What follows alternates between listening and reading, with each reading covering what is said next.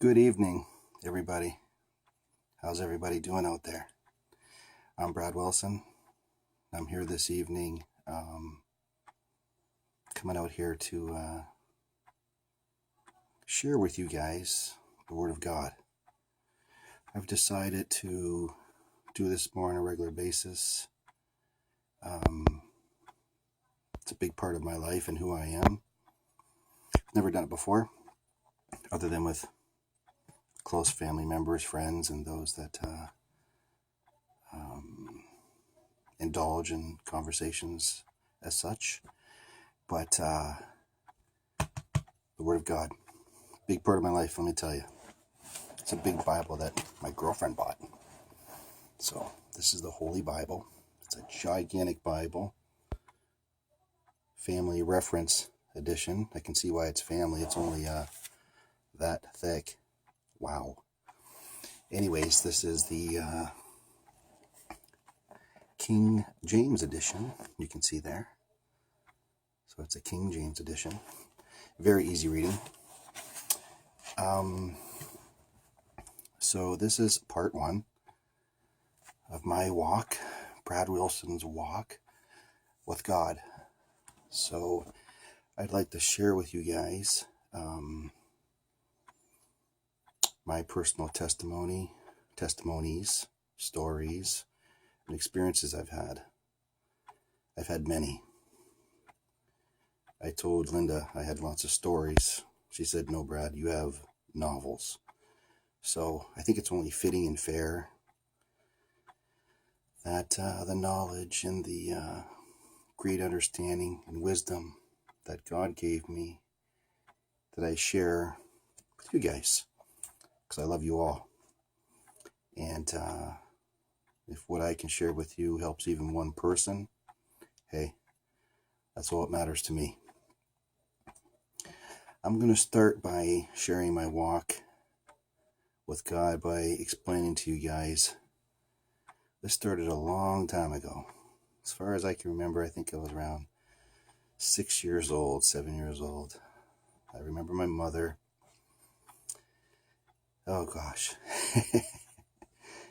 She'd put us to bed every night. We had bunk beds. Me and my brother Chad, my brother Dave. Dave slept in the bed beside us. But anyways, every night, I can't remember the exact times now, but it was probably like 8 o'clock, 8:30ish. We had to get ready for bed, get ready for school, whatever the case was at the time.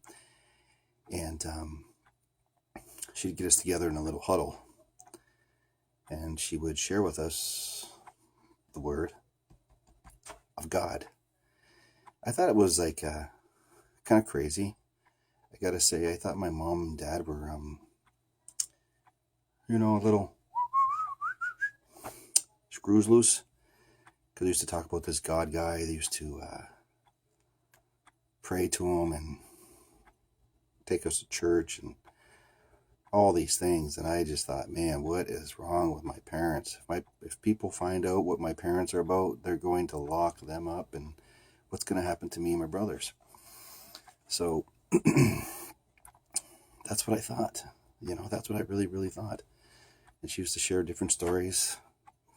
David and Goliath, Shadrach, Meshach, and Abednego, Joseph, Abraham, all these stories, which, again, at 7 years old, you're like, huh? Oh, I know my Uncle Melvin. I know my Aunt Cora. I know my Aunt Lucille. I know my Uncle Mel. I know my Aunt Janine. I know my Aunt Queenie. I know my Uncle Steve. Abraham? Ain't ringing in the family tree as far as I know. And Adam and Eve? Oh boy. Adam and Eve. That was quite the interesting story, I have to tell you. An apple? A piece of fruit? These idiots made our destiny over a piece of fruit. If I make it to heaven, I'm looking for Adam. That's all I can tell you. But anyways, back to my story here, guys. So anyway, my parents, was trying to teach us about the Bible and took us to church on a regular basis. And we did the routine. Obviously, we had no choice, right? So many, many years went by. And, as you grow up and you go to church more, and I was getting older, and, I was taking it in and going to church, and I'd hear about it at church. And then when you see hundreds of people at church, it's kind of like, wow, I guess, I don't know, this God guy must be pretty big, because why are all these people in this church? The thing that got me is that we're all in the church. I can see everybody. See ushers, choir, men and women, children, me and my brothers. But I was like, where's God? Oh, he's here. His presence is here. His presence is here. Shouldn't he be here? Like, shouldn't I see him? Shouldn't I be able to walk up and shake his hand and say, hey, what's up, dude? Hey, what's going on, man? That's what I thought.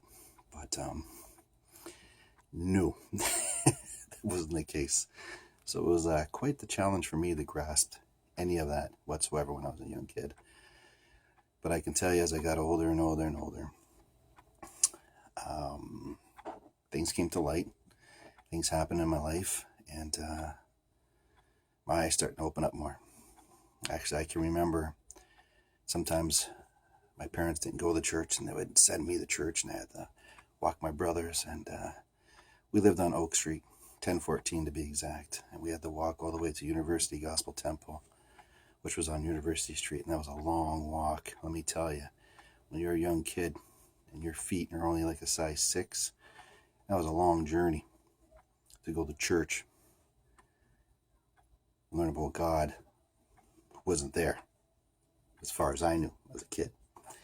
So I used to always go there. Sometimes, as a bad boy as I was, didn't go to church, didn't quite make it.